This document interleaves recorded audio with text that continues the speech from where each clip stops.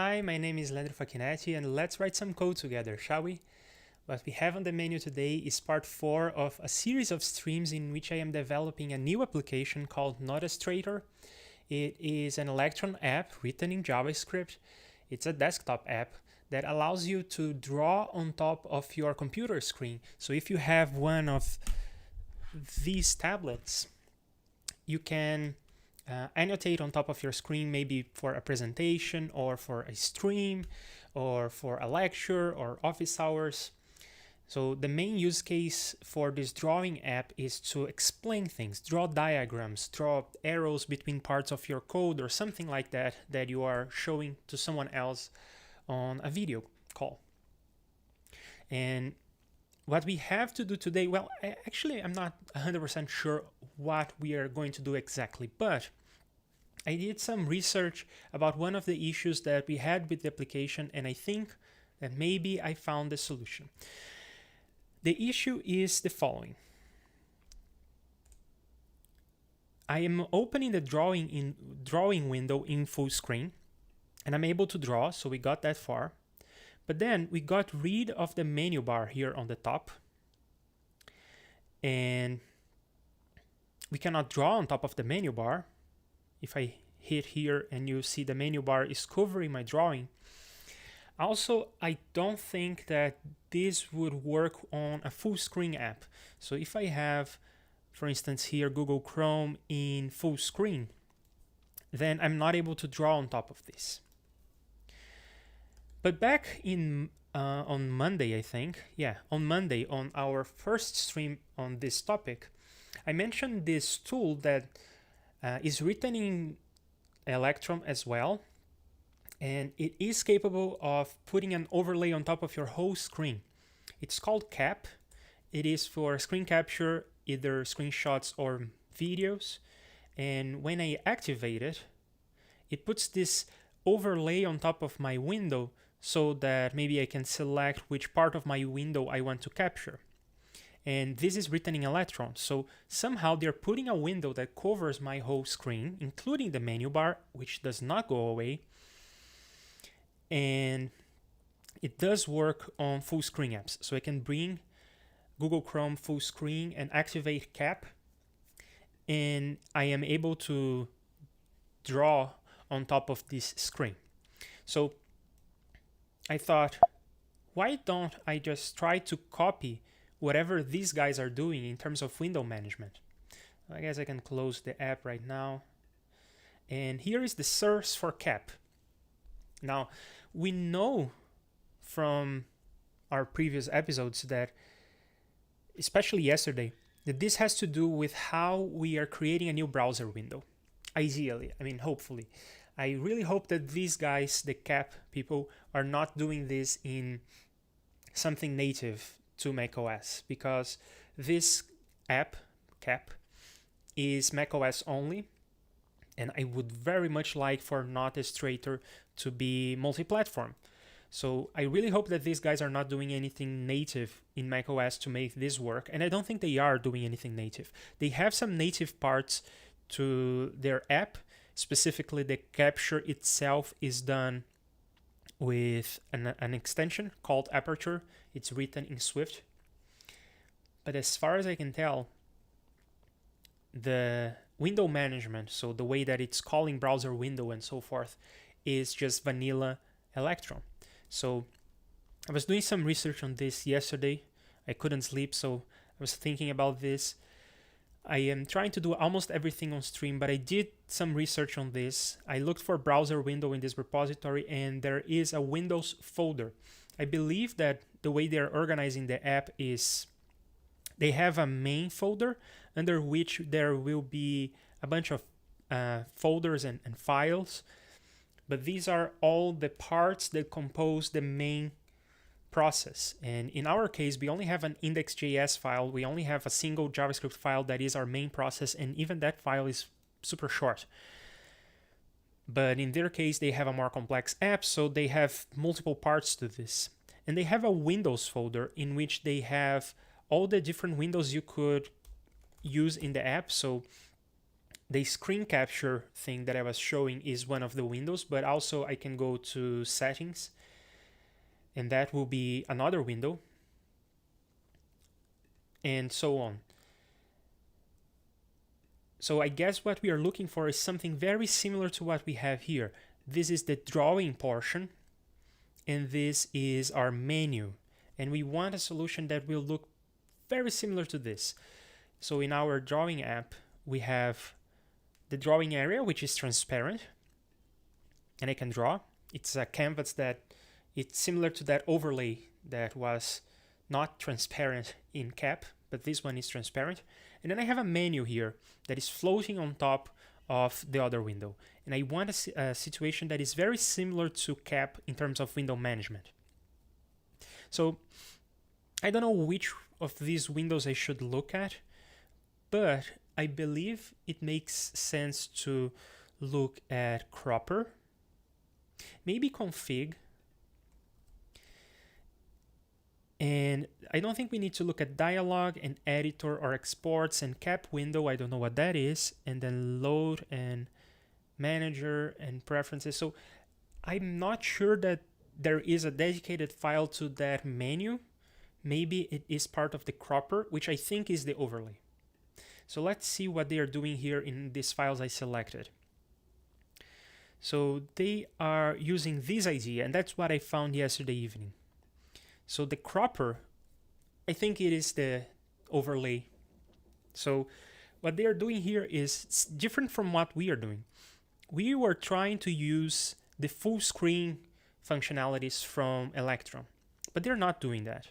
What they're doing instead is they have a window that is larger than the screen. So I believe this means that the window could be, for instance, I can take this Google Chrome window and move it around and expand it so that it's now bigger than the window. You can see that it's occupying more than my full screen.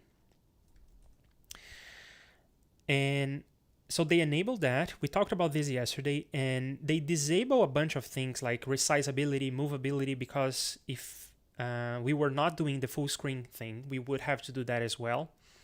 And they disable the frame, they enable transparency, they tell it to not show, which I think is something we will have to do as well, because we don't want to start the app with in the drawing mode.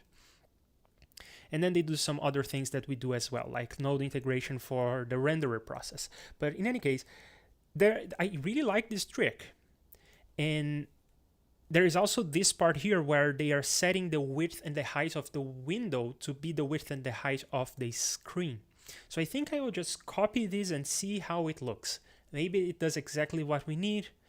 We'll see. Oh, and there is also this part here that is important. Yeah, we'll get to that. Because windows have a hierarchy. Some windows are on top of other windows, and we want our window to be on top of everything else, similar to what CAP was doing. And we are already doing that with the always on top true, but they use something else here that I think will make it will make the window appear even on top of the menu bar, because with our always on top true, our drawing canvas is below the menu bar. But with this option here, I think it will be above the menu bar. We'll see. To begin with, I need to create a window with a similar situation here. So I guess what I'm gonna do is just put this on the side and have these two side by side. So my main window is my drawing canvas, and the web preferences I will not touch, but the full screen stuff I will touch. So I have already committed everything that we have, so I'm going to do this destructively instead of commenting out. I will remove the lines, and if necessary, we can revert using Git. So because I am no longer using the full screen stuff, I believe it's necessary for me to explicitly say the X, Y, width, and height of the window I want. And they are doing this by looking at the bounds of the display. So I don't know exactly where this display is coming from. Yeah, it's coming from Electron. So I believe we need to look at the documentation for this, because I don't know what that's about. But I believe it's an object that will give me information about the window, the position and the size.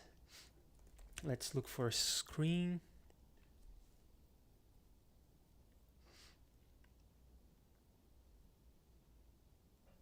Yeah, so I guess that is almost what I want. So let's start by putting the screen here in the require. And then I will copy this line over. And you know what I want to do? I will start really simple. I will just console log this. Because on the terminal, we should be able to see my resolution, which at this point is 1440 or 1440p. That's the resolution I'm using for the recording or for the stream. So here I have width and height. Does it make sense? I'm not sure. So let's see what is 695 multiplied by 2. That is not 1440. It's 10 less than that. So I believe it's not taking account the menu bar. So that's not the method I want to use. But at least it's giving me something about my primary display, which is, I guess, something that I want information from the primary display, at least for now. So I'll leave a fix me here, deal with multiple displays. I think this will be relatively hard to do, so I'll leave this for later. I think that the way we are going to do this is by having multiple drawing windows, one in each of the screens. For now, let's just deal with the case of a single screen. So I will just get the primary display. And this is the work area size. Okay, so it's not documented.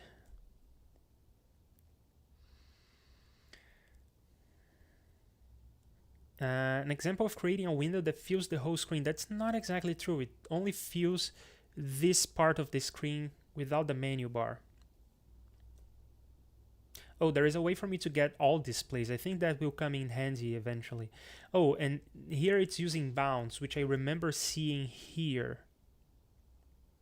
Bounds. So the display will have a property for bounds. Let's see. So if I, instead of work area size, I say bounds and restart the app. Okay, so this is giving me 0, 0, the top left, and then what is 720 multiplied by 2? It's 1440. So this is really giving me what I care about. So with that, I can just put the bounds here. I can just pass the bounds, because bounds is going to give me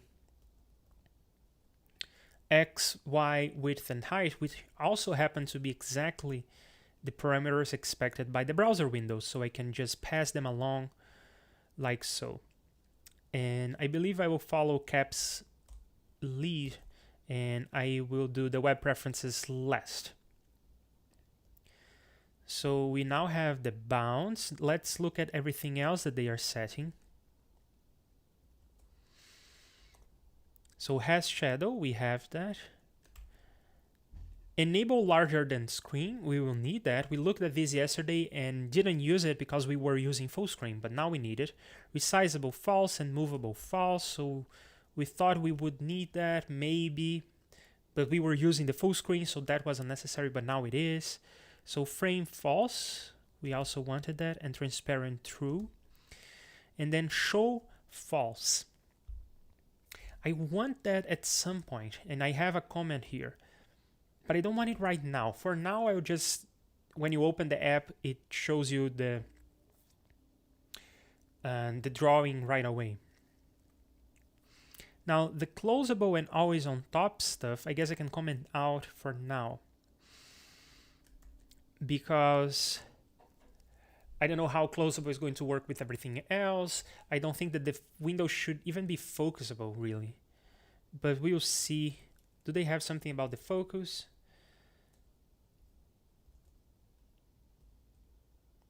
No, doesn't seem like it. So we'll see how we'll deal with focus. But for now, I'll just comment this out and hope for the best. So now I have all of these in place. Am I able to test this? No, not really, because I'm still missing the always on top stuff. So now that I have this main window, I want to talk about this in more detail. So let me go to the docs about browser window. So when you're creating a browser window, you can pass an argument for always on top. And it's a Boolean, it's either true or false. But another thing you can do is after you have created the window, you can call this always on top method. And this method, I was looking at this yesterday evening, it gives us more options than just this flag when creating the window. So that's why the cap people, I believe that's why the cap people are doing the window creation first, and then they're calling set always on top later, because it gives you more options. And then I guess I'm just going to copy this invocation and I'll try to make sense of what it's doing. So it's saying always on top true, similar to the flag we could pass when creating the window, but then we can say the level. And unfortunately, it doesn't seem to work in Linux. We'll have to figure this out later, but at least in macOS and Windows, we can pass what level of we want for this window. And if we set a level that is high enough, it will be above the menu bar, I hope. And what they are doing here in cap is they are saying screensaver, which is, a screensaver is supposed to always be on top of everything, including the menu bar, because you don't want to burn the menu bar into your CRT monitor, right? And then the relative level is an integer. Okay, so you have a level which is like the screensaver, and then a relative level which is, in their case, 1. So if there is a screensaver, cap will appear on top of the screensaver. So I guess that's probably the highest priority there could be. I don't know.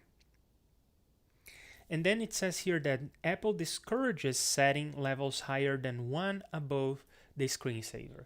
So cap and Notestrator are going to compete on this level, because I could set a relative level of something like a large number, but then I would not be following Apple's advice. So I am using exactly the same level as cap. So if you tried to open cap and Notestrator at the same time, they will compete. I think that whoever was opened last will win. I don't know. But then again, it's kind of hard for you to open Notestrator when you have cap open. No, not really. They both have global shortcuts. They will have. Cap has a global shortcut, and I will create one for Notestrator. So they will compete. I don't know what's going to happen, but let's see. I can start the app now, and I hope to see the menu bar is still there. I can draw on top of the menu bar. I can draw on top of everything. And my menu is still here. Now, I'm going to open cap. I don't remember the keyboard shortcut I created for cap. So let me go to the cap preferences. The global shortcut is command. Okay, all the 3 modifiers and Z. Okay, so I will open my app first, and I can draw. And then I'm going to open cap, and cap 1. It is making my drawing and my menu dark. So cap is on top of my app. And while cap is open, I can switch to Visual Studio Code. So cap is still open. You can see that the window is darker than it used to be. So I can switch to Visual Studio Code and restart my app. And now I expect my app to be on top of, so my app is on top of cap. So they are competing, and whoever was opened last wins. Now, could I not follow Apple's advice and have the number 2 here, and then I would always win? I'm not gonna do it, not for real, but I want to test this out. So I can start my app, and it's on top of everything. And then I can start cap, and it should be below. And it is below, because I can still draw on top of the overlays for cap. So if I put a number high enough, I will be not following Apple's standards, but I would be winning. So I don't know. It depends. Do you want to draw on your screenshot, or do you want to take a screenshot of your drawing? Doesn't really matter. So I'm going to stop my app, and I'm going to... Also, something interesting happens. If I switch to some other app, I can interact with the app using the keyboard. You can see me writing here below, but I'm not able to interact using the mouse, which is exactly the same behavior I want for the app, for Notestrator, that is. I guess that's the behavior I want. But the weird thing is, after you switch to another window, all the user interface for cap goes away, and I cannot command tab back to cap. The only thing I can do is click somewhere, which will take a screenshot, I believe, and it put the screenshot somewhere. Where does it put screenshots? Or maybe because I didn't draw an area, it didn't save the screenshot anywhere. We'll see. Where was this saving screenshots? Movies captures. So let's go to movies. Yeah, there's nothing there. Awesome. So this method of creating a window is a win for us. It sounds like a hack, but it's a hack that does exactly what I need. So I'm committing this. And then maybe later we'll have to lift some other things from here, but I think I already got everything I wanted. Oh, maybe there is one other thing I would like to lift from here, which is the treatment for the menu. So let's see if they have here on the cropper another one of these browser window things. Oh, they have a list of croppers. So I believe they have a list of croppers because of multiple displays. We'll have to do something similar in our app. So here there is nothing. And then there is the config window, which is, I think, is the configuration. It's not the menu. And then there is the cap window.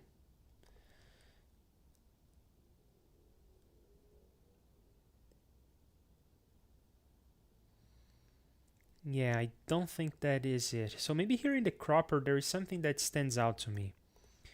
When they create the cropper, they say load root of something here. And then this, whatever this is, may be putting the overlay. So maybe that's what I need, but I really don't know where the load root is coming from or what this is about. So there is some utils roots. So let's go to main and utils and roots.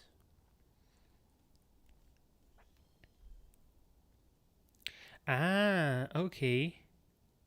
So this is just a weird way of calling load URL, which means that they probably have just one window and they're managing the overlay not with a browser window like I am doing here. They just have some HTML for that. I guess I can check this by opening the DevTools, but it may be hard to do this because this application kind of does not have a window I can play with to open the DevTools. But I guess I can take a peek at what they have for the renderer for the cropper. So let's look for that. Renderer. Maybe we can look for cropper. So we have the renderer pages cropper. And then they have an overlay. Oh, okay.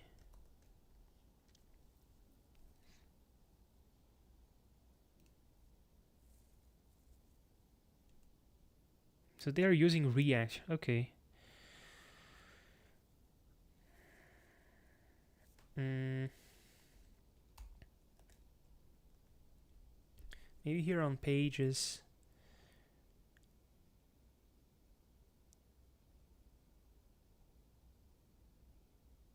Action bar. Okay, that's the name they're giving to that menu. So let's go to action bar. And it's over here in the renderer components action bar. Let's see, they have something like, I want to confirm that I'm looking at the thing I think I'm looking at.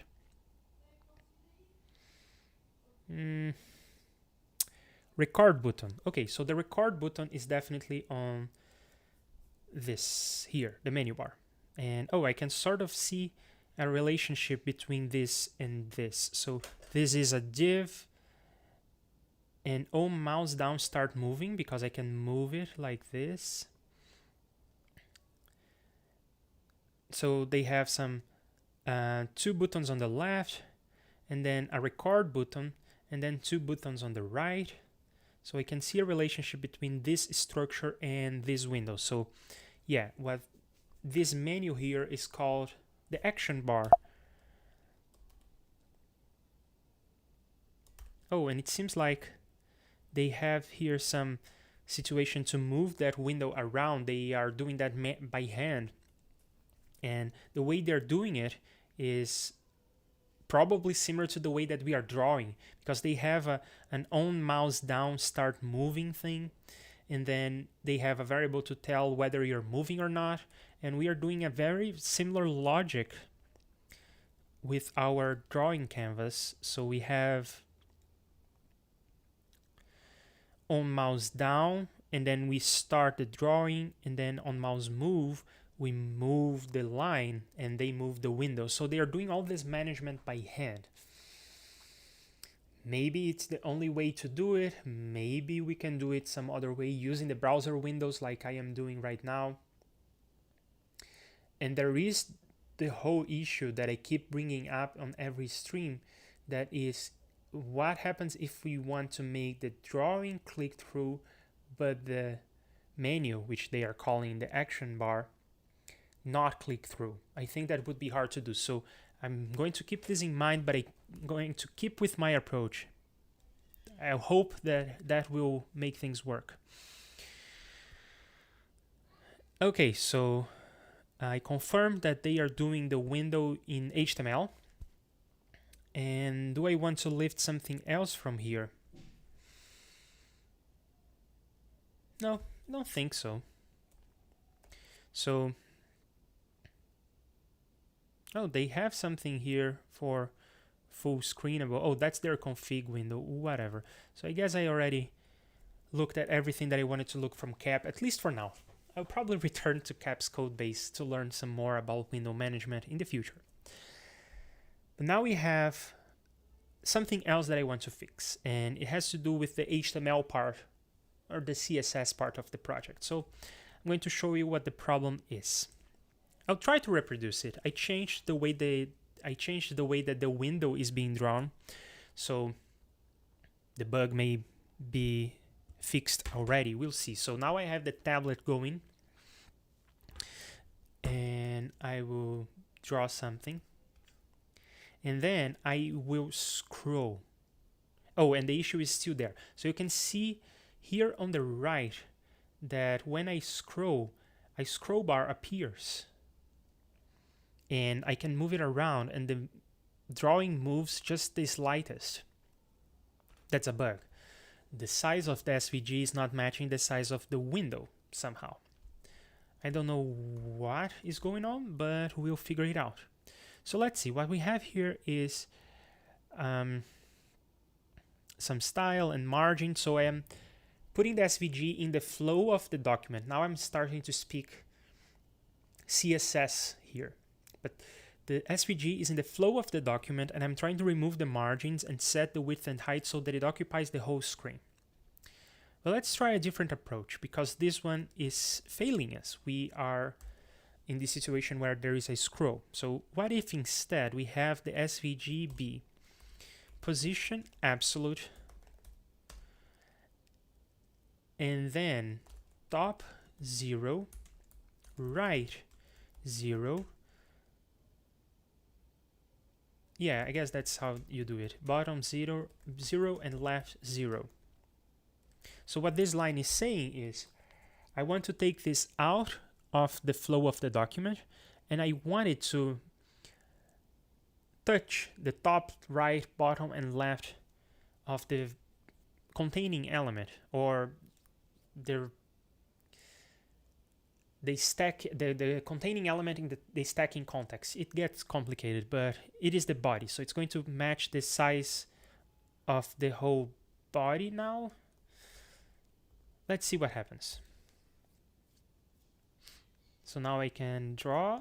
Can I draw? Oh, I can only draw on this part of the screen. So it doesn't seem to be working. At least I don't have a scroll bar anymore. I'm trying to scroll and it doesn't. But that's no good.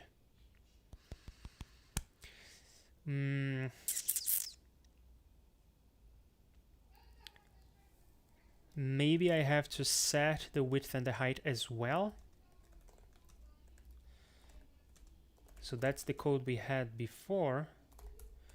Let's see if we combine the two approaches, what happens. I'm able to draw on top of the whole screen, and it does not scroll.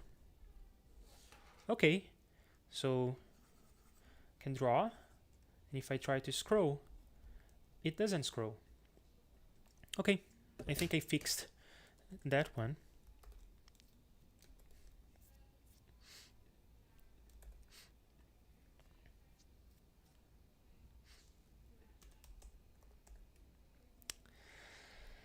Next, there are so many things to do. One thing that I would like to do, because I think it will be fun, is I'm trying to look ahead and try to figure if we are going to need this or not, and how this is going to play out. But something that I think could be fun, and I mentioned this at the tail end of the last stream yesterday, I think it could be kind of fun to invert the dependency between the windows. So we have two windows. One window is the drawing canvas. The other is my menu.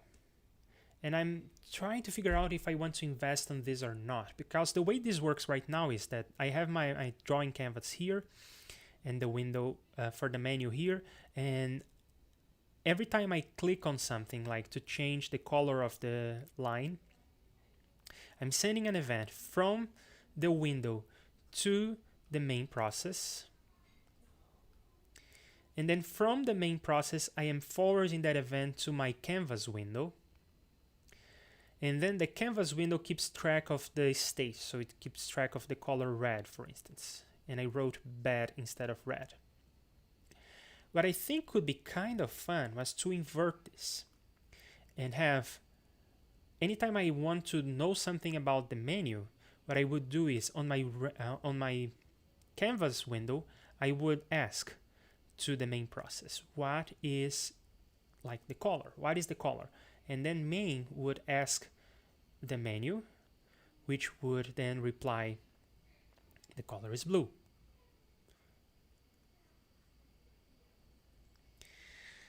So that's what I would like to do, to invert this. Now, I'm not sure that we are going to go with this two-window approach. We may do everything in HTML and treat the movement of this in HTML. So I don't know exactly what we are going to do.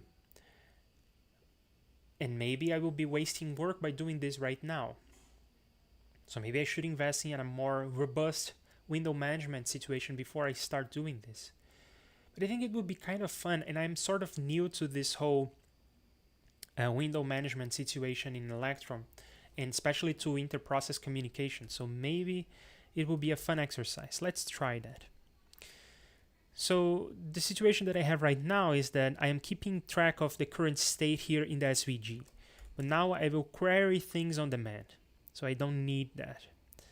And then here, I'm looking at the data set to get the current color, the stroke width, the current tool, and so forth. And this is the only place where I need this information. So I only need this when I'm starting the drawing. At least for the things that I have on the menu right now. In the future, I may have other things that would be necessary in other contexts. But I don't need to deal with the IPC renderer at this point. What I can do instead is, like the current color, I can send a message from this window to the main process, and we are already doing that on the menu, so I can just lift the code from here. So I have the IPC renderer and I can send. But let's go to the docs for Electron, because I know that there is a sync version of this. We tripped on the sync version before. So let's go to IPC renderer and let's look for sync. Send sync.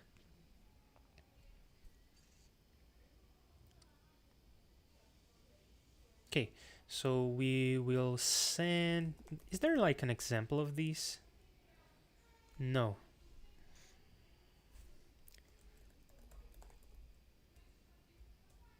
Yeah, there is no examples of these.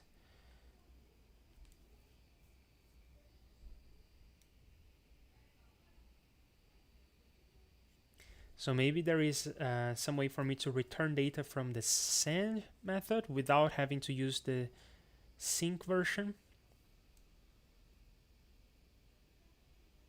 Okay, so if you want to receive a single response from the main process, which is the case, like the result of a method call, consider using Invoke.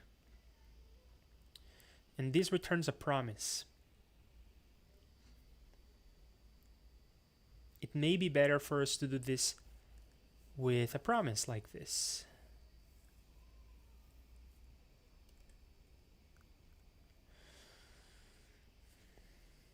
Okay, let's try that. So instead of saying IPC renderer send, I'll say invoke. Is there an example of these? Okay, there is an example of these. It is right here. So IPC renderer invoke and then some channel name, and I could query the fields separately. I could query the color separate from the tool separate, but I could query the whole state of the menu at once. So I guess that's what I'm gonna do. I will send a message called menu, and it doesn't need any argument. So the list of arguments here can be empty. And this is going to return a promise, so I will use a wait to wait on this promise, and then I will define the menu variable. And here on the main process, so let's put the windows in order. I start this process. I start the process. Fun stuff. I start this procedure on my drawing canvas. I ask the main process, what is the situation on the menu?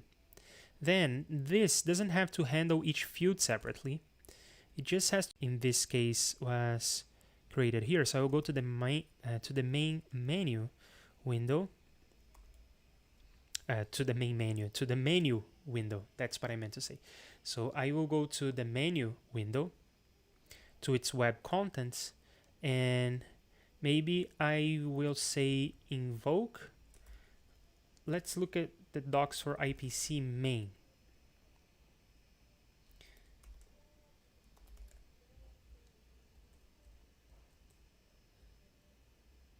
No.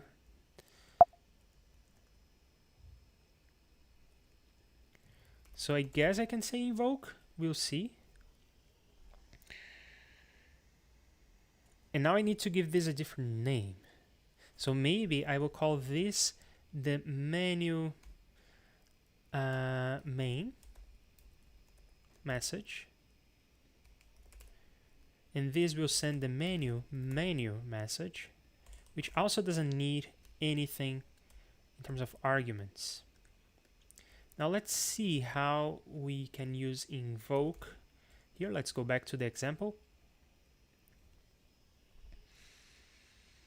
And what I have to do is just return. So here I will just return a weight of these.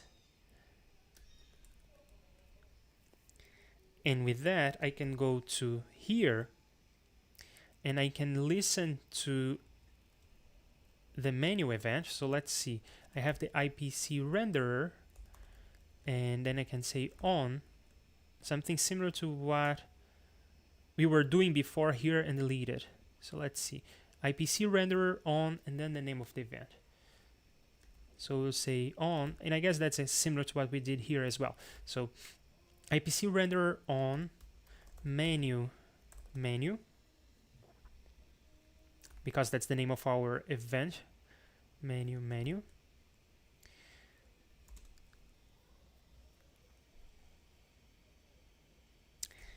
And here I don't have any arguments, and I just return. So I'm getting rid of the thing that was sending the data, using the IPC renderer to send the data. And here I just return the situation of the whole menu. So I guess to do that, I can use a form,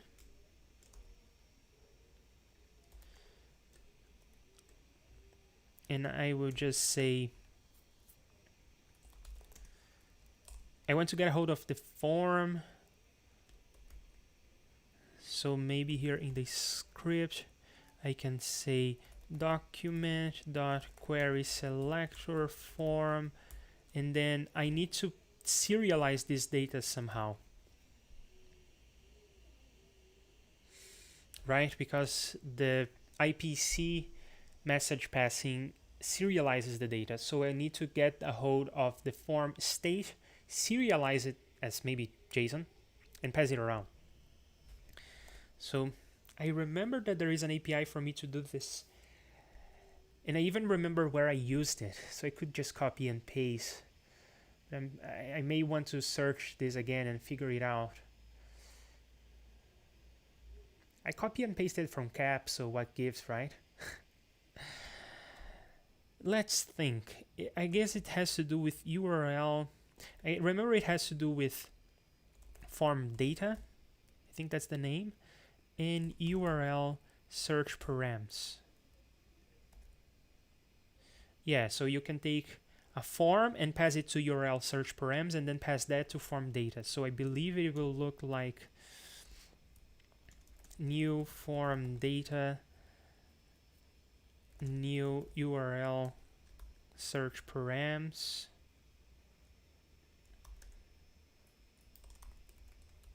of, well, the form. I don't know why I'm writing it this way. So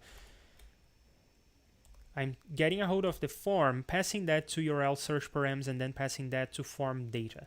I have very little confidence that this does anything useful. So let's go find a form somewhere and play around with it. So here I have an input that is in a form. So I can get a hold of this form. Let me write something here. So I can get a hold of this form, and it's now %0 because I said not percent, $0. So that's my form, and I can pass that to URL search params.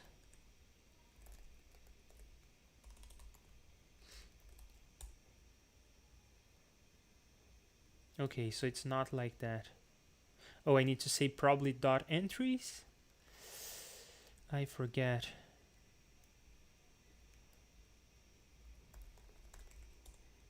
No. I will do a search hoping for the best. Form data, URL search params, Serialized form.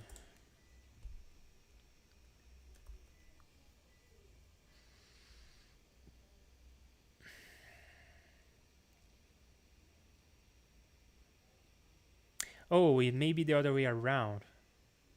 I pass the date, the form to form data. So let's try that. There you go. I created form data, and then I can say new URL search params from form data, and then to JSON of that. Oh no.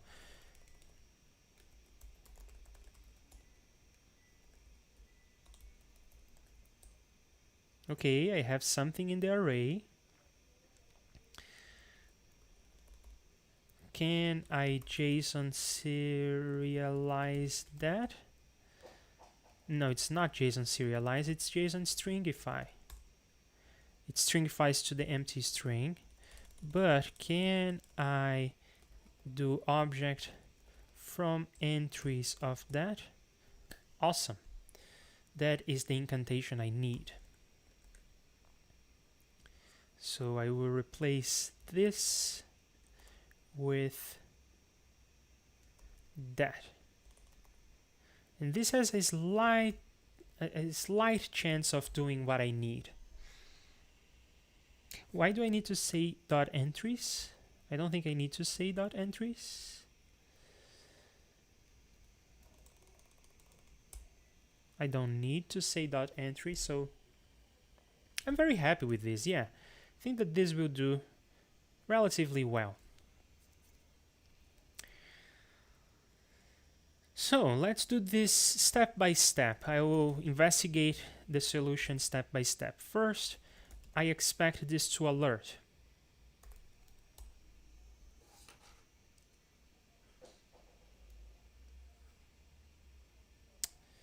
No handler registered for main menu.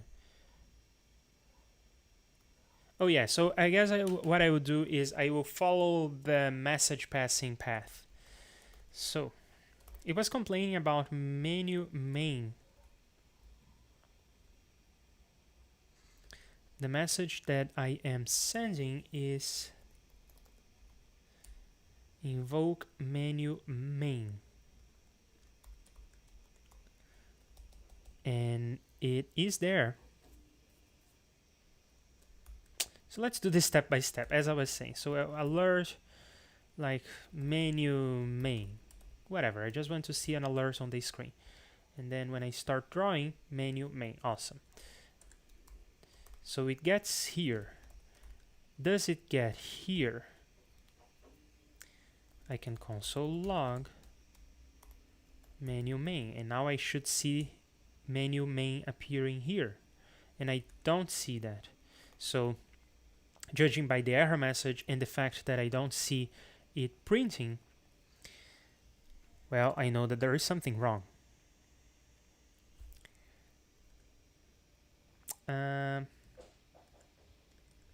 Do I need to be on ready for this to work? Oh, it's handle. It's not on. But just in case, I will do this after the thing is ready. So I will do it here.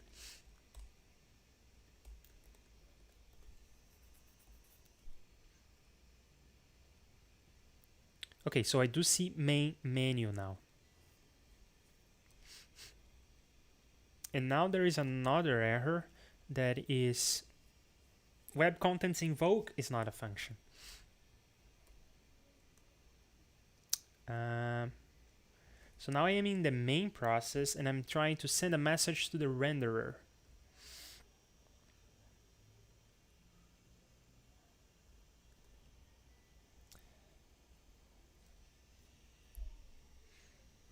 And I am doing that by the means of these, which I copy and pasted from somewhere. So I probably need to look at the docs for web contents, if that's a thing. It is. So here I am using Invoke. That doesn't exist. Send doesn't exist either. Oh, it exists.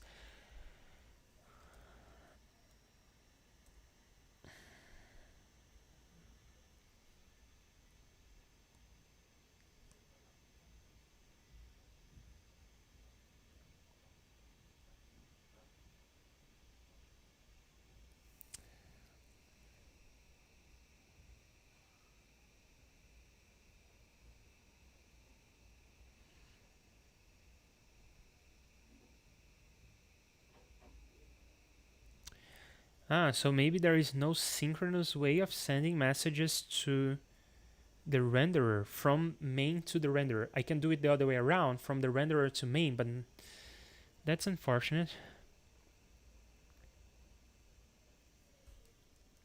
Let's look for Electron. Invoke. I will put IPC in the search. Invoke from main to renderer. IPC sent from main process to renderer. From 5 years ago. Okay, that is what I'm doing, but that's asynchronous.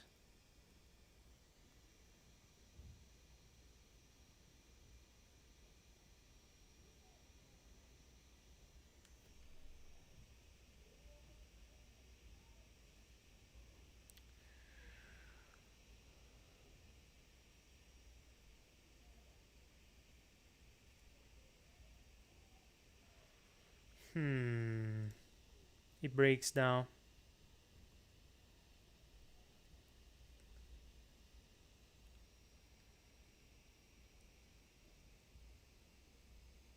Oh, this question is exactly what I want.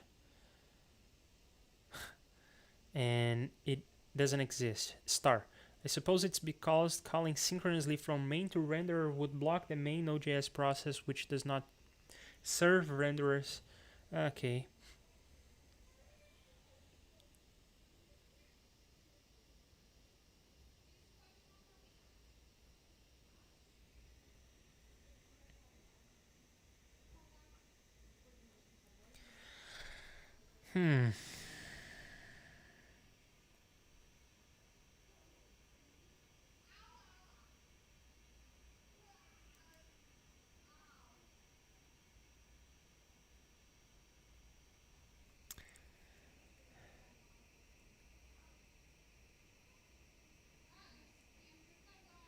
Okay, so I have to do all of this with message passing, and there is no synchronous way of doing it.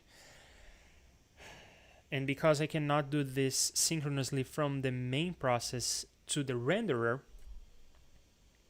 I cannot really answer here.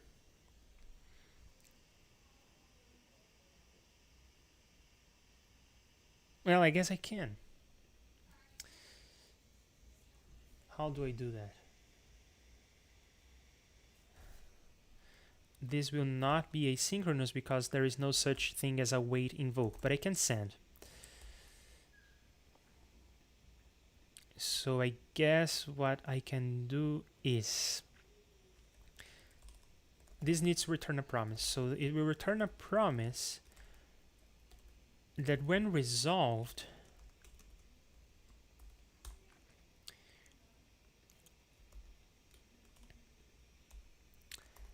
and I will do a menu window web contents send menu, and I will do an IPC main on or once for menu, and then the listener will be resolved.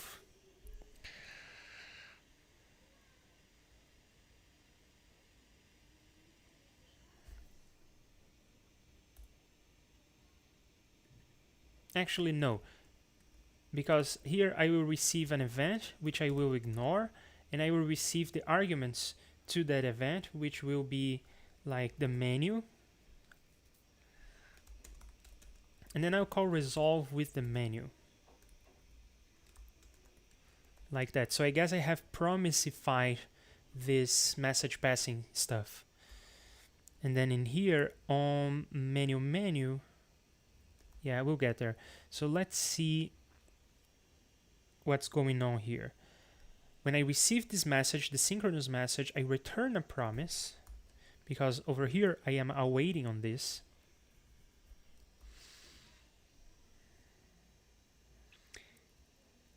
Yeah, and then I call, I guess I should do this in reverse. So I will send menu, but before I have already placed a listener for this that will handle menu.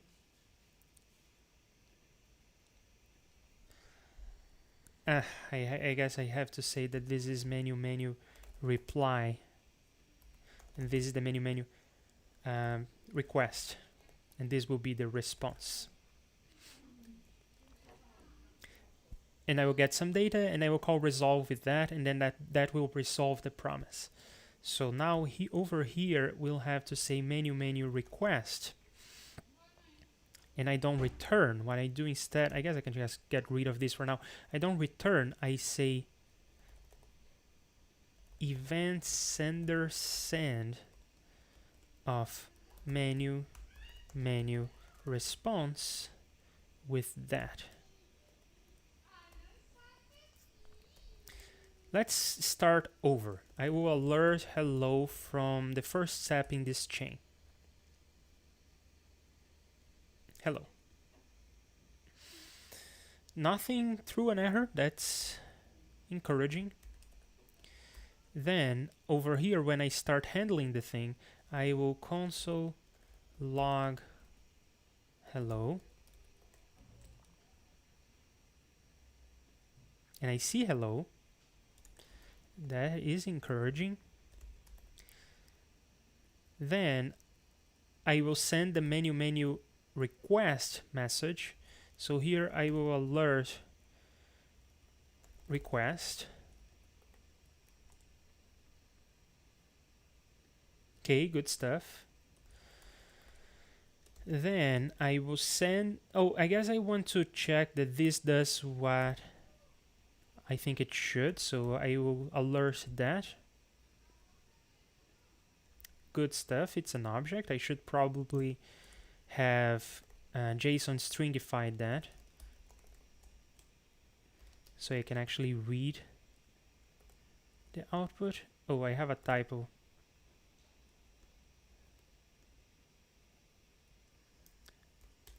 JSON stringify.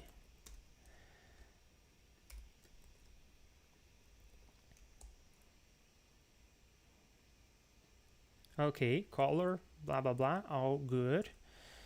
And then I send that over as the menu response.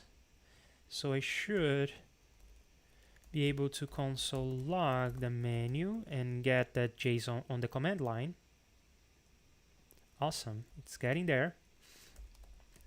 And then it's going to send, it's going to resolve this promise. So here I should be able to alert the menu.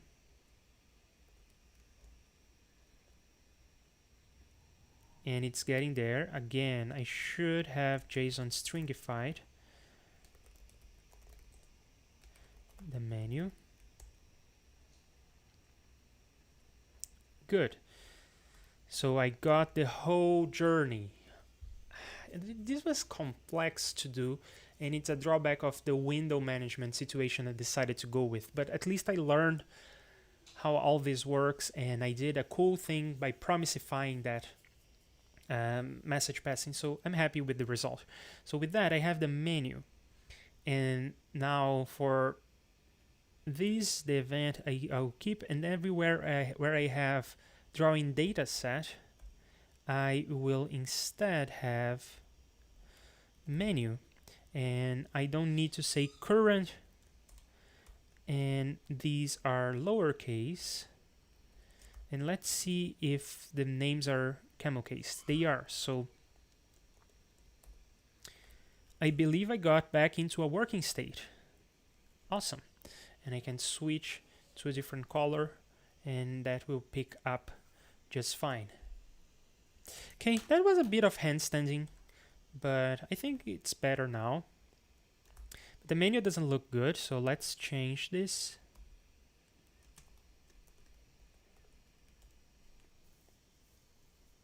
Now the menu still doesn't look good, but at least it looks the same bad as before. Okay, kind of cool exercise. Let's see what we changed. In the index, we are no longer storing that, so the menu is the source of truth for us. And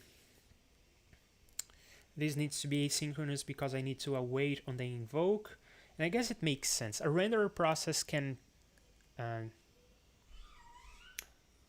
No, it's always synchronous. So someone in Stack Overflow was saying that you can do this from renderer to main, but not from main to renderer because you don't want the main thread to stop ever. But we are doing this asynchronously, so what gives?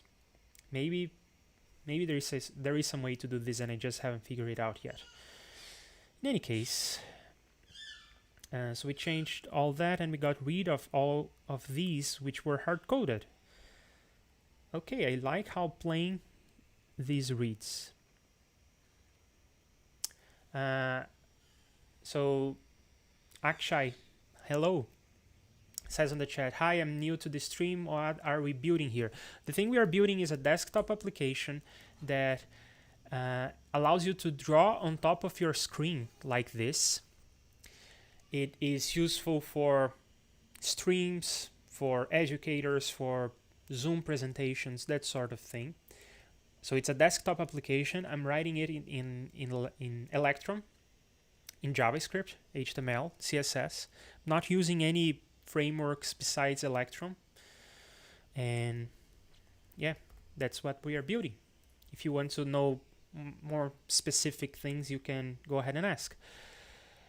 In particular, what I'm doing right now is I'm reviewing a change because I have two windows. One is a transparent window over my whole screen, which is my drawing canvas. The other window is my menu, and I need to communicate between these windows. And previously I was doing from canvas. No, I was doing the other way. So every time I was changing something on the menu, I was forwarding that change to here, and I kept the source of truth for the situation of the menu on the renderer process for the canvas. Now I'm doing it the other way around. I am querying. When I need some information, I query the menu, and it gives me the information back. That's the review. That's the change we just did, and I'm reviewing it and committing it. So over here, I deleted this source of truth that was in the drawing canvas. I am now querying. I have to do that through the main process, so I am querying that to the main process. And I wish there was some way for me to communicate between renderer process, and I did some search on this yesterday, and it seems to be possible, but I haven't really fully grasped what's going on. So I'm doing it from renderer to main process down to the other renderer and then back. And now I'm using the data that I'm getting from the main process, and I'm not dealing with these messages anymore because they don't exist. So the changes here seem good. Now let's go to the changes in the main process. So I'm only listening to this event, and I'm promisifying this message passing.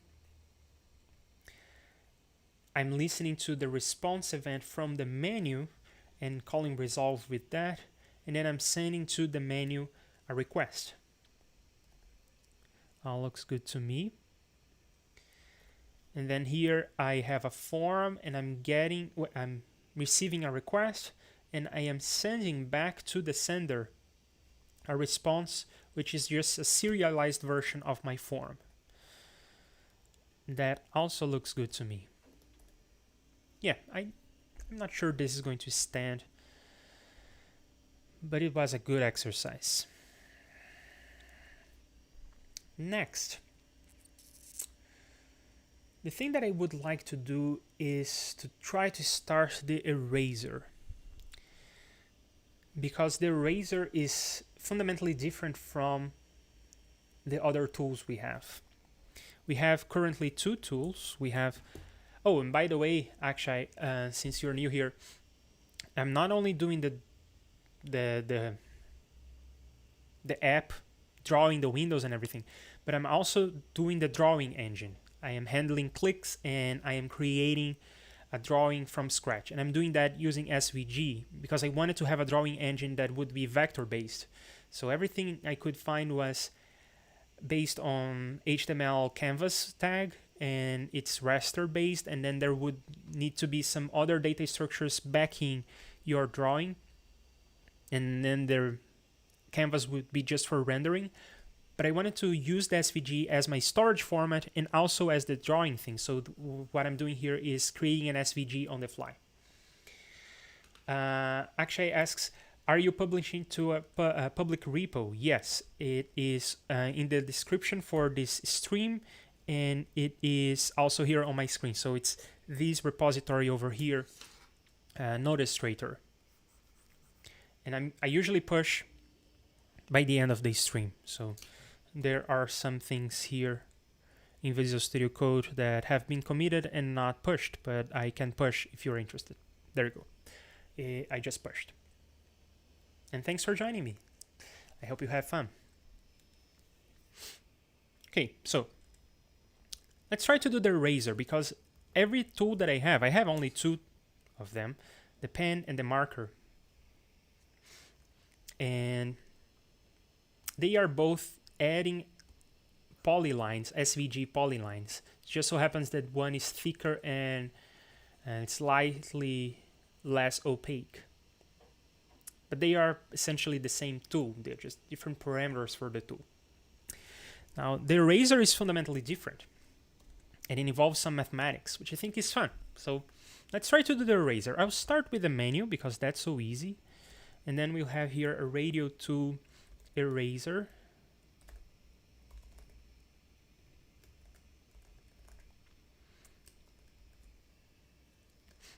And then over here,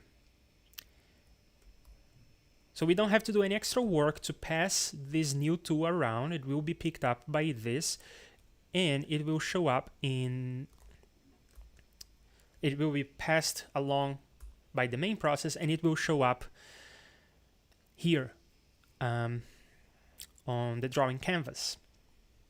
So now I will need to change this on mouse down situation, because on mouse down is starting a polyline, an SVG polyline, and I don't want that to happen.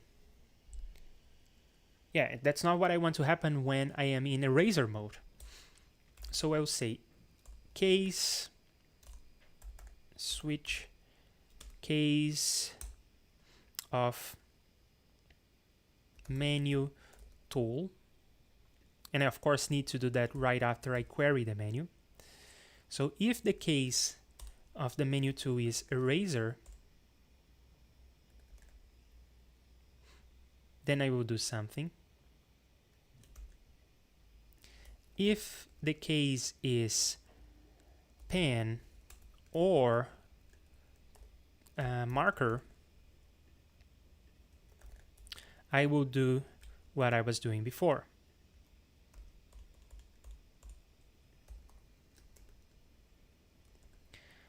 Okay, so now that I did this, I can run the app and draw something and switch to the eraser, and it will not draw. In fact, it won't do anything.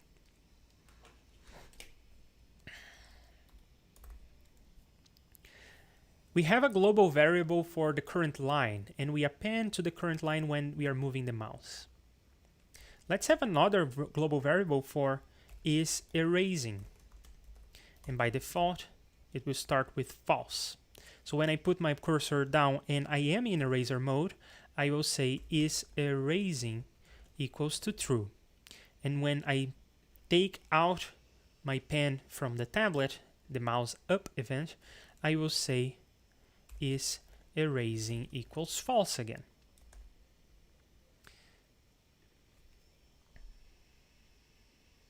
Okay. So now I know if I am erasing or not.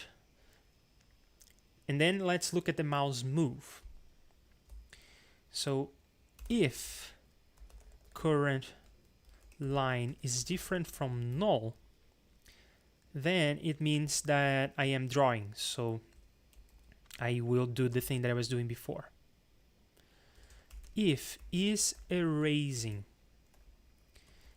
is true, then I will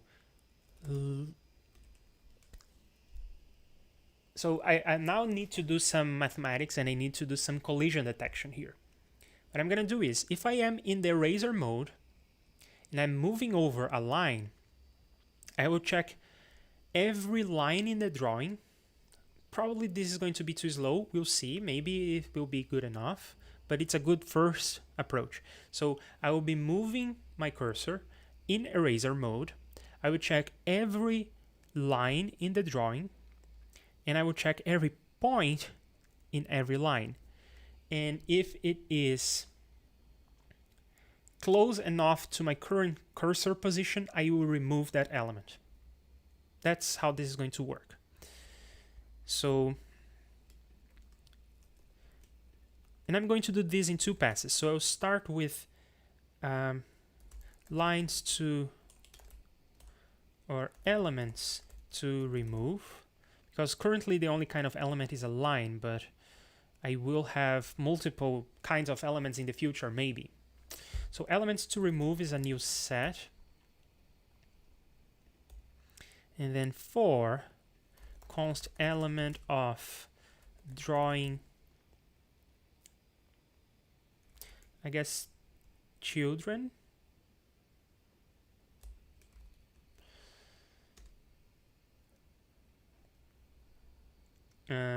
Yeah.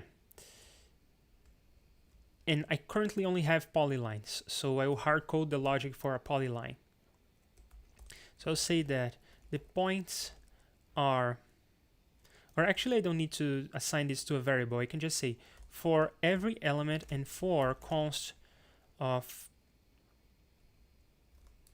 x and y of element dot get attribute of points.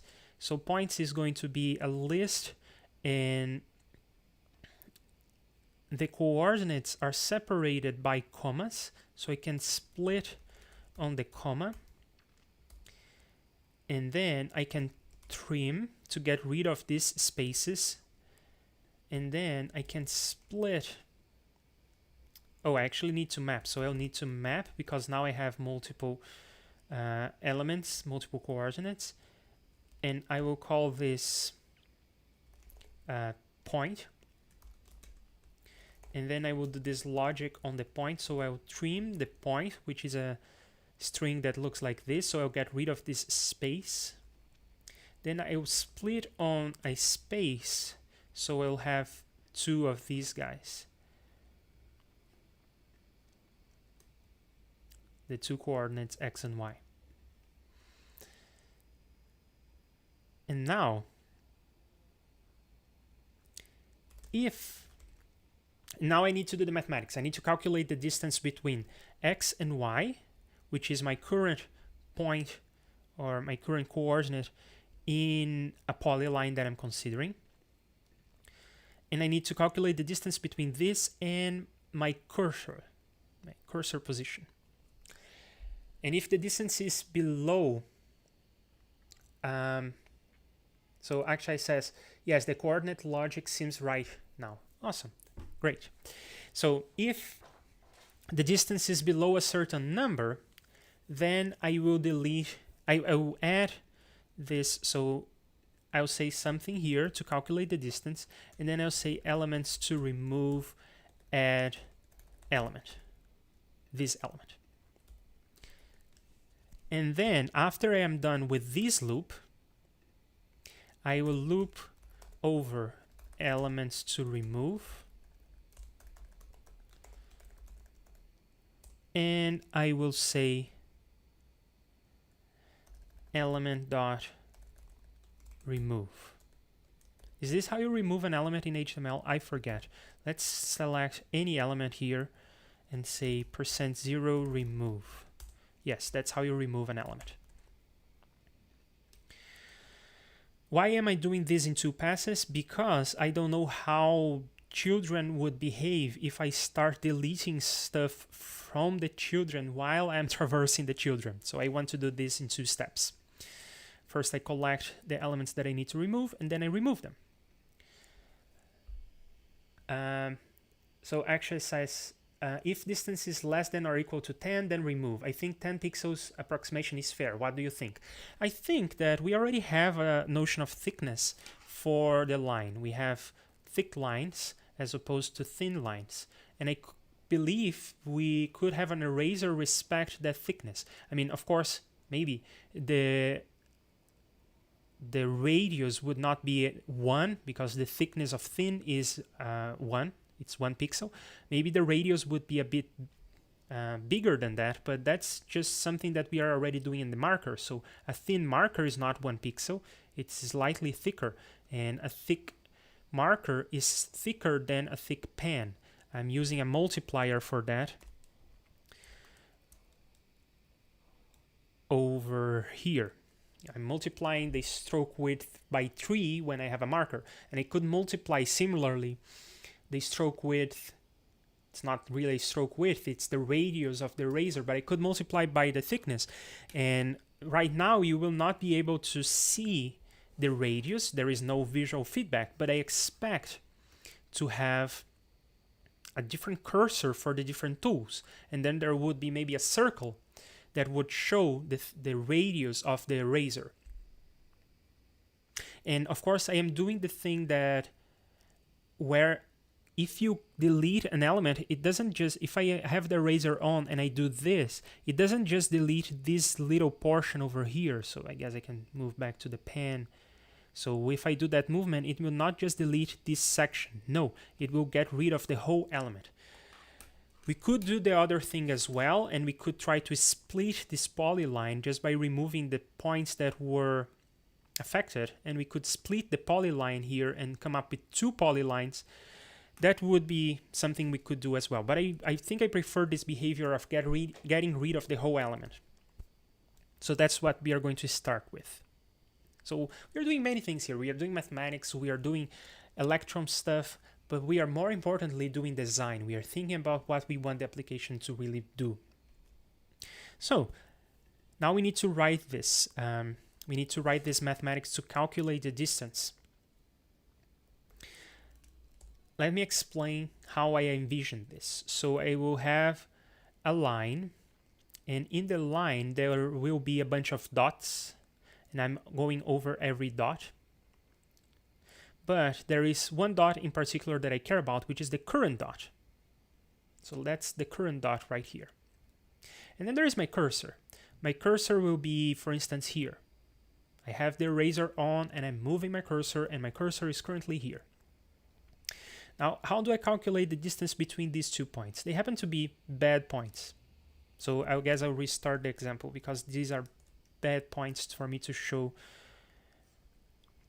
So let's start again. Line, a dot that I care about. And it's so cool that I'm building the application and I'm using the application that I'm building to build the application. I find it fascinating. So the cursor is over here, and this is going to be a better demonstration of what I mean. So now I have the x and y coordinates of each of these 2 points.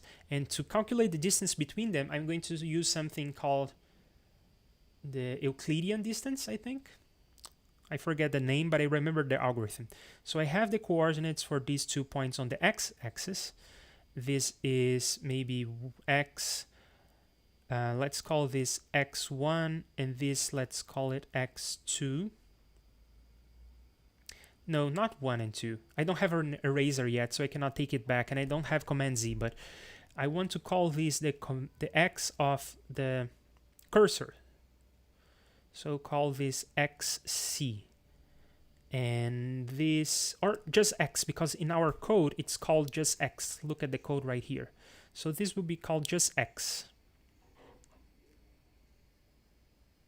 Oh, you're giving away the answer. Yeah, that's what I mean. And then this point has an x coordinate that is event.x, like this thing right here. So this will be xe for event.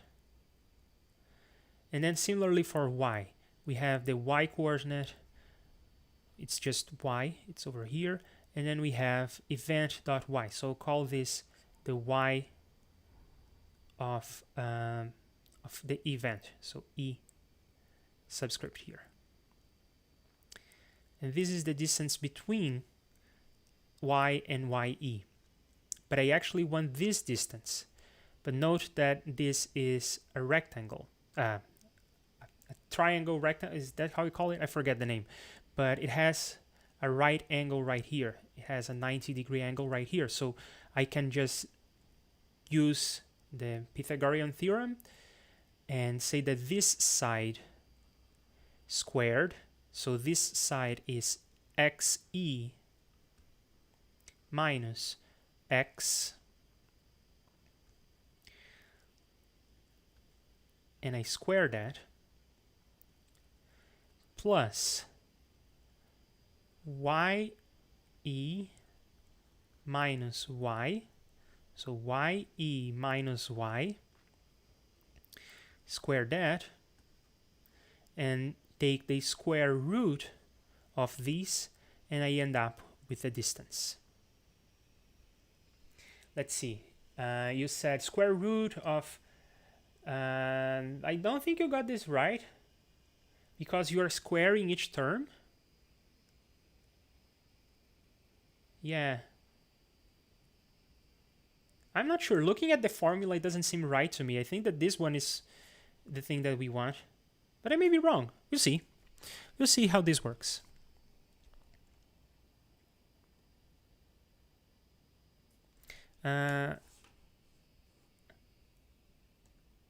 Okay, so yeah, I think that the formula I wrote was correct.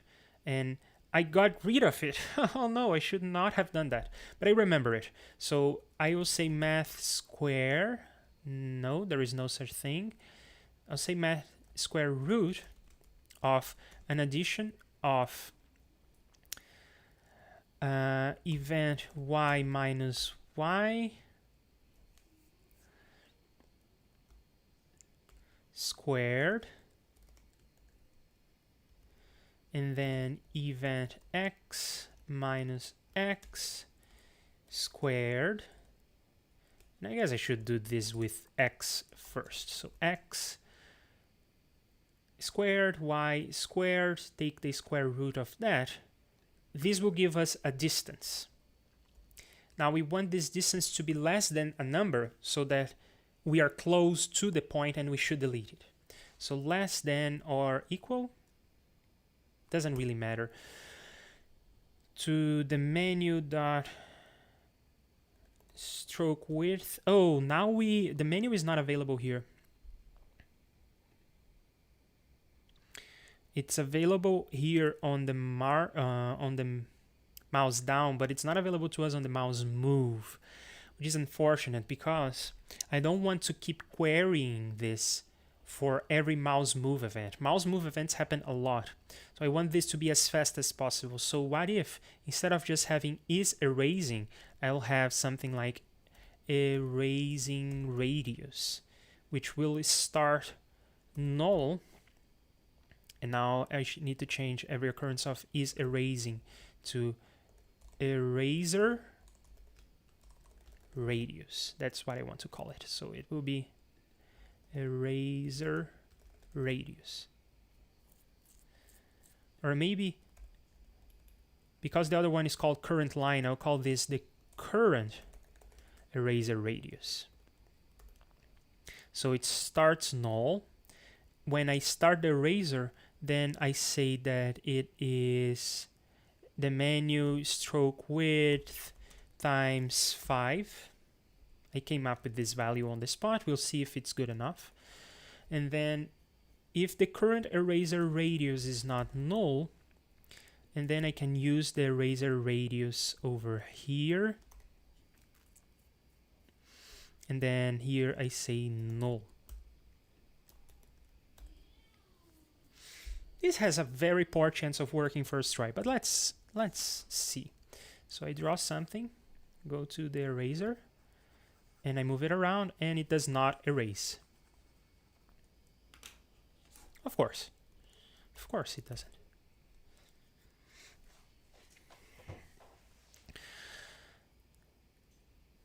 Where do I even want to start?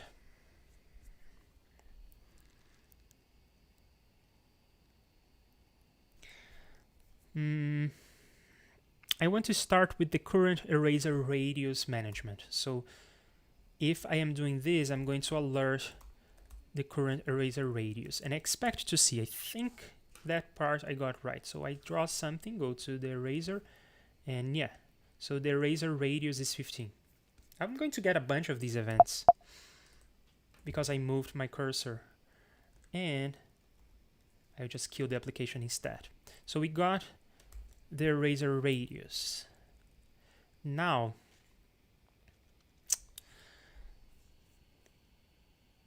how about we check that we have the coordinates right, x and y? To do that, I'm going to put brackets around this, and I'm going to alert x and y.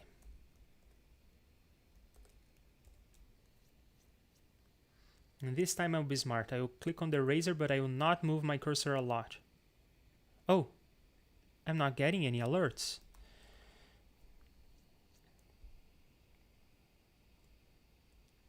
So how about we undo this and we start step by step with this logic, because it must be wrong. I think it's wrong. Oh, I had nothing on the screen. I didn't draw anything on the screen. So the eraser would not try to compare with anything. So let's try this again. Eraser, click and move around, nothing on the screen, but I think I removed the alert. Oh, okay. Third try. Eraser, just move it the slightest.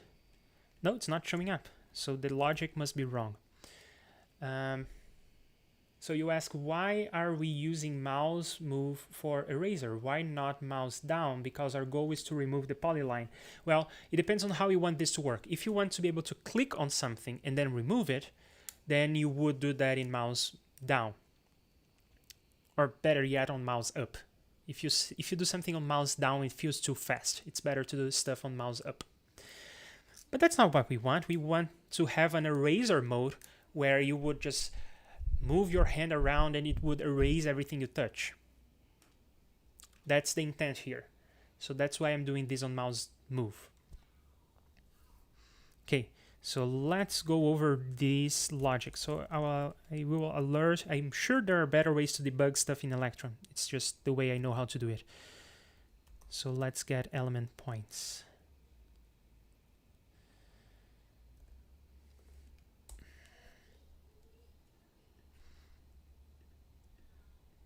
Nope, I'm not even getting that far.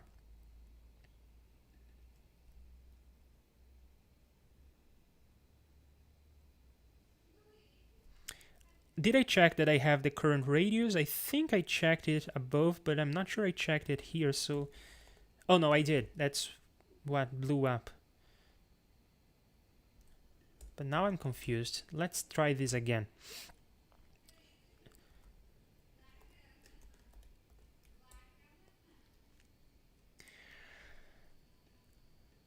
Okay, I am getting there, and I am printing this, but I'm not printing that. So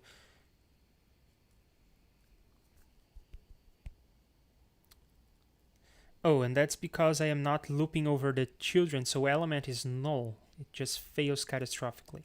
Okay, so let's try this. I will put brackets around these, and now I'll alert the points where the element does exist. So I'll draw something, eraser.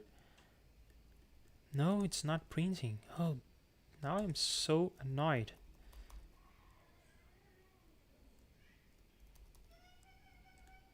And I cannot quit the application. Oh, come on. Yeah, there you go.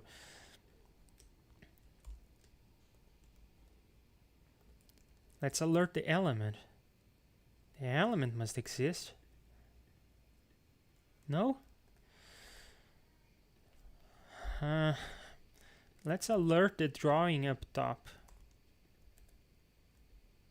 Drawing must exist. It's right here.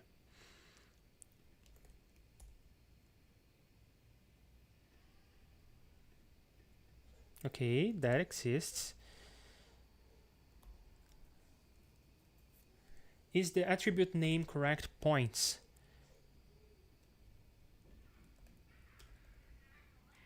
Come on. It should be correct. Yes. So the drawing does exist. What are the children of drawing?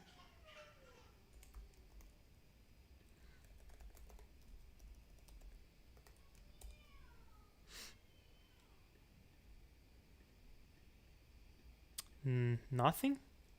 So maybe that is our problem. How about drawing.query selector all of star?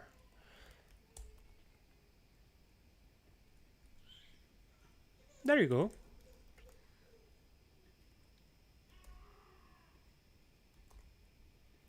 Which is good, because maybe in the future we will have something like groups of drawings if we want to move them around or whatever. So now this is going over everything, but for now I only have polylines. So yeah.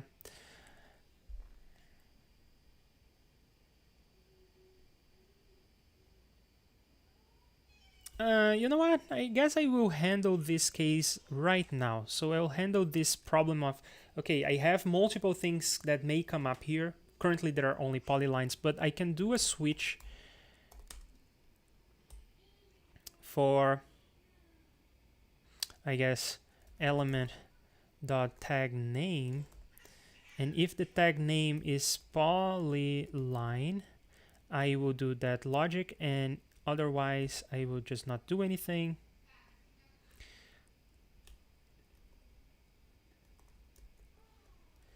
Now the question is, do I get here?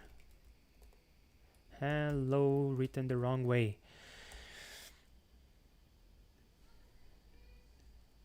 No, I don't get there.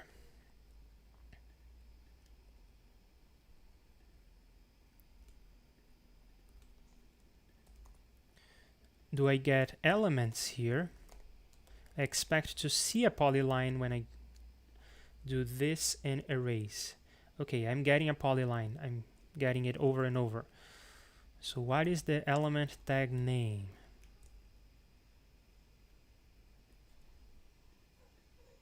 It is polyline lowercase. Okay.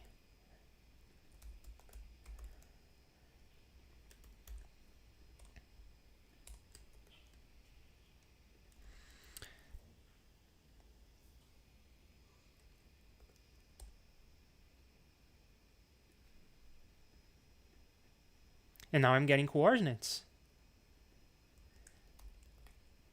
Can I remove this alert and see some lines being removed? Yay! Okay, so I missed a bunch of things on the chat. Let's see. Is the attribute name correct points? Yes.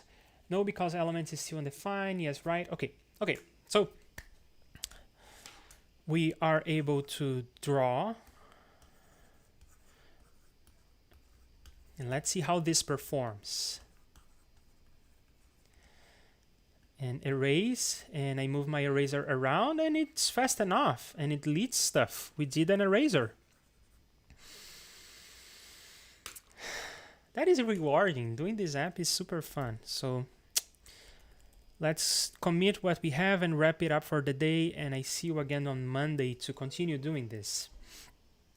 So current eraser radius, if the tool is either pen or marker, then do all this to create a line. If the tool is an eraser, then set the current eraser radius. If the current line is not null, then add a point to that current line.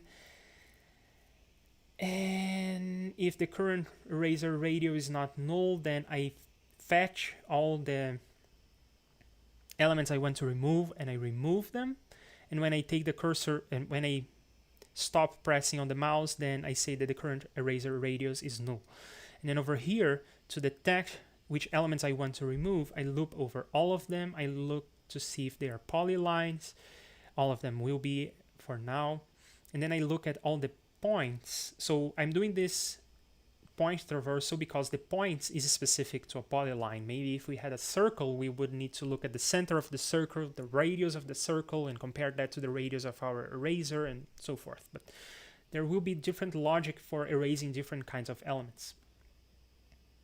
Then I loop over all the points by getting the points from the element, splitting on the comma, mapping each point to a function that trims and splits on the space. And then if the Euclidean distance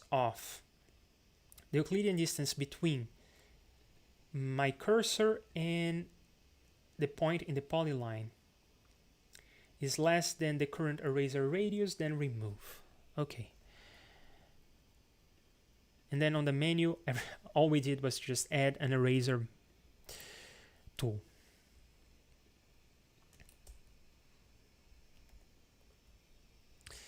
And yeah, it is amazing how fast it is, both in terms of the app is feeling smooth on, at least to me, and my test on my machine, it feels smooth enough. And it's amazing how fast we were able to do this. We did a lot today. We did a full screen window using Electron. We changed the way that we were doing it before. Before we were using full screen from Electron. Now we are using the screensaver trick we got from Cap. We did the inversion of the message passing. So now the inter-process communication between the menu and the drawing window doesn't happen from menu to drawing window, and then the drawing window has to keep track of the current state. No. The drawing window queries the menu when it's necessary. So we did that. And then we did an eraser. So that's not bad for 1 hour and a half. And for the last question, will you do a Java code live stream, please? Maybe. I mean, I don't have a project in mind right now for Java, but maybe in the future, I wouldn't discard it. Do you have a project idea? If so, then please get in touch. My email is this. If you have a Java idea that you would like to pitch, then get in touch.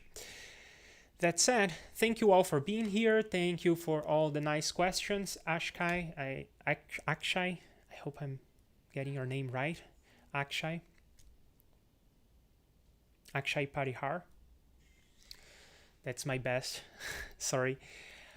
So thank you for being here. Thank you for all the nice questions.